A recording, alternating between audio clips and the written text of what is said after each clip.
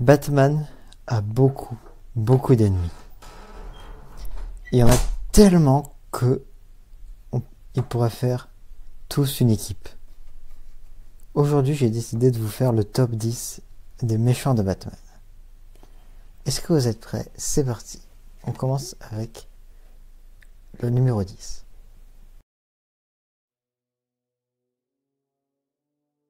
En numéro 10, Poison Ivy.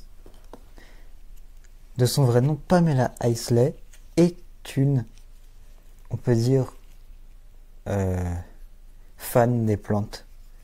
Elle adore tout ce qui est plantes, végétation et tout. Elle dit même parler aux plantes. Pamela Isley est donc une écologiste. Et c'est tout ce que je viens dire sur Poison Ivy. Ah oui, non. Ce que je vais faire donc, c'est que je vais vous expliquer l'histoire du méchant et ensuite je vous donnerai les diverses interprétations qu'on a eues dans les films et séries. Et donc là, en l'occurrence, on n'a eu qu'une seule interprétation de Uma Thurman dans Batman et Robin, je crois. Voilà. Voilà pour le numéro 10. On passe au numéro 9.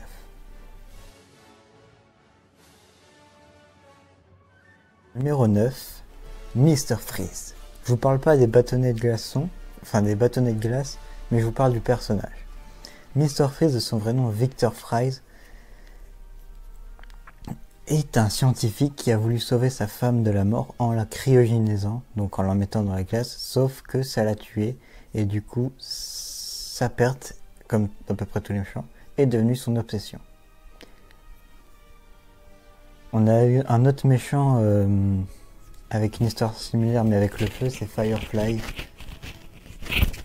Voilà, donc le Firefly, qui est un autre méchant de Batman. Pour les interprétations, on a eu la pire interprétation de Mr. Freeze de tout l'univers. Alors que pourtant, c'est un personnage que j'adore. Je trouve extrêmement stylé. Mais on l'a eu dans Batman Forever avec Arnold Schwarzenegger, qui est pourtant un excellent acteur, qui est un des meilleurs acteurs de sa génération. Et il a tout fourré avec ses jeux de mots de merde. Voilà. Passe au numéro 7. Numéro 7. Double face. Harvey Dent, le nouveau procureur de Gotham, a quelques soucis avec la pègre de Gotham, un peu comme tout le monde quoi.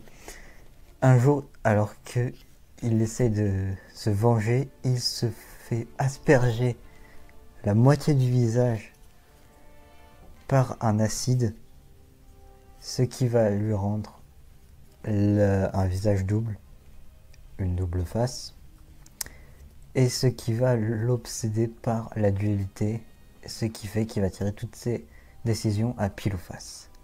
Voilà, Harvey Dent ou pile ou face. Que dans les adaptations, on en a eu une dans Batman et Robin de Tommy Lee Jones, et on a eu celle de Aaron Eckhart dans The Dark Knight. Voilà. On passe au numéro 7. Numéro 7, l'homme mystère. The Riddler, le Sphinx. Oui, alors en français on a soit l'homme mystère, soit le Sphinx, mais moi je préfère l'homme mystère, c'est plus stylé. L'homme mystère, donc de son vrai nom Edward Nygma, est un homme obsédé par les énigmes, ce qui pourrait faire de lui un gars très cool, sauf que à la place de ça, il tue des gens. Voilà. Et ce que j'adore chez lui, c'est que si vous avez joué au Batman Arkham, toutes ses apparitions sont cool. Il pose des énigmes partout. C'est un dingue ce mec. Et comme interprétation, on a eu que des interprétations cool. On a eu une interprétation de Jim Carrey dans Batman et Robin, une interprétation dans Gotham, je ne sais plus le nom de l'acteur, et on aura une interprétation de Paul Dano dans le Batman de Matt Reeves avec Robert Pattinson. Voilà, on passe au numéro 6.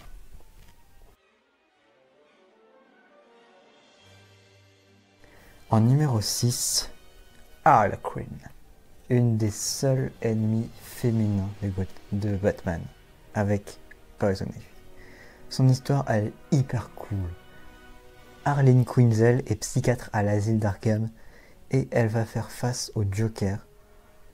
Sauf qu'à la place de ça, elle tombe amoureuse du Joker et les rejoint dans la folie en changeant son nom et son apparence. Son nom devient alors Harley Quinn, Harlequin. Et vous avez vu son apparence. La seule interprétation d'Harley Quinn qu'on a, elle est géniale et c'est celle de Margot Robbie. Et c'est pour ça que j'aime autant cette actrice, c'est mon actrice préférée, Margot Robbie. J'adore cette actrice.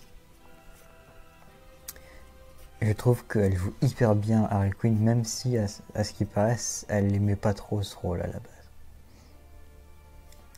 Mais voilà. On passe au numéro 5.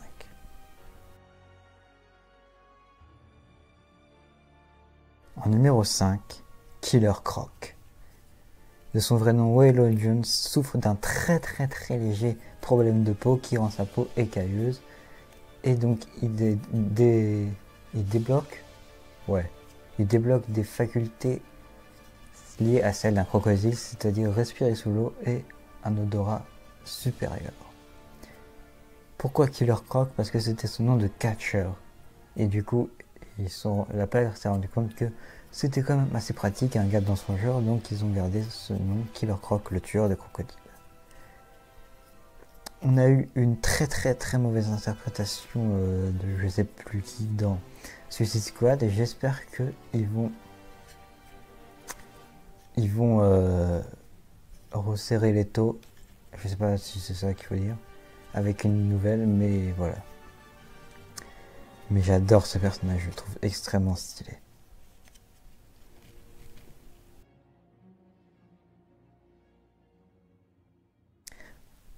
En numéro 4, je mettrai l'épouvantail. De son vrai nom, Jonathan Crane est un docteur qui est fasciné par les phobies et les peurs et donc il crée une toxine qui va te faire révéler toutes tes peurs. Pourquoi j'aime autant ce personnage? Parce que si vous avez joué au jeu Arkham, vous avez peut-être joué à Batman Arkham Knight qui est le meilleur des 4. Et là, son personnage dans Arkham Knight est tellement cool. Il est tellement mystérieux. Ce qui n'est pas le contraire, ce qui n'est pas le cas dans les autres. Parce que la seule interprétation qu'on a eue de ce personnage, c'est dans The Dark Knight, enfin Batman Begins, et c'est Cillian Murphy, et je trouve qu'elle est pas terrible, surtout qu'il meurt très bêtement.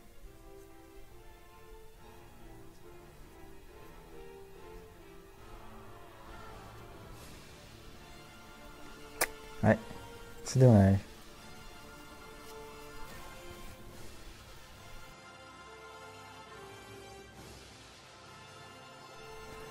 En numéro 3, je mettrai le pingouin.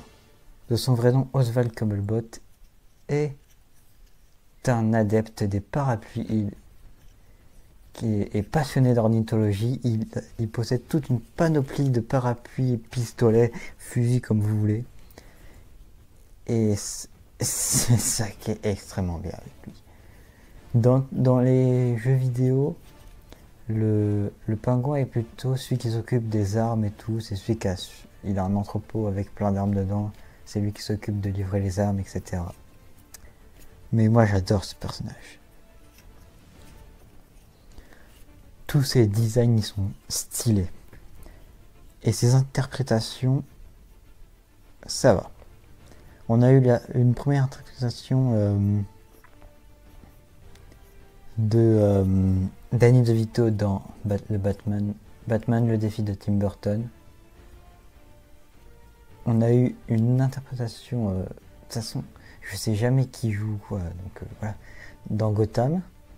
Et on va avoir l'interprétation de Colin Farrell dans le Batman de Matt Reeves, avec Robert Pattinson en Batman.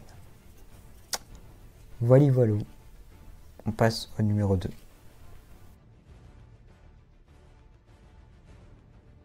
En numéro 2, Bane. L'homme qui tue la chauve-souris. Tous, sans exception, ont essayé de tuer Batman. Seul lui a réussi. Il lui a cassé le dos et a mis Batman à la retraite. Sauf qu'après ça, il y a un autre mec qui s'appelle Azrael qui a refilé le costume. Voilà. Bane est tellement stylé dans les comics. Il est extrêmement stylé. Bane est donc un mec hyper musclé qui possède un venin appelé le Venom, qui augmente sa force, ce qui fait qu'il devient encore plus fort. Et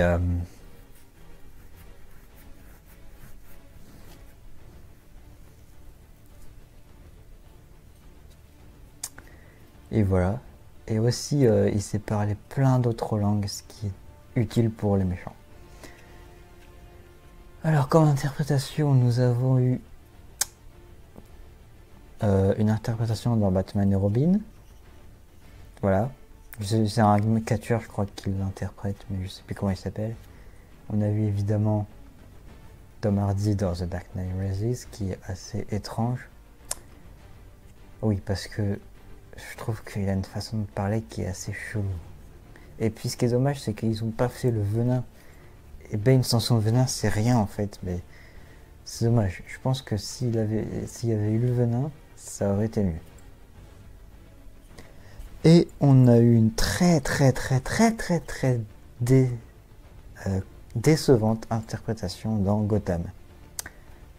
Voilà. De toute façon, vous voyez à quoi il ressemble pas à Bane du tout. Mais bon, c'est pas faute d'avoir essayé, quoi. On passe au numéro 1.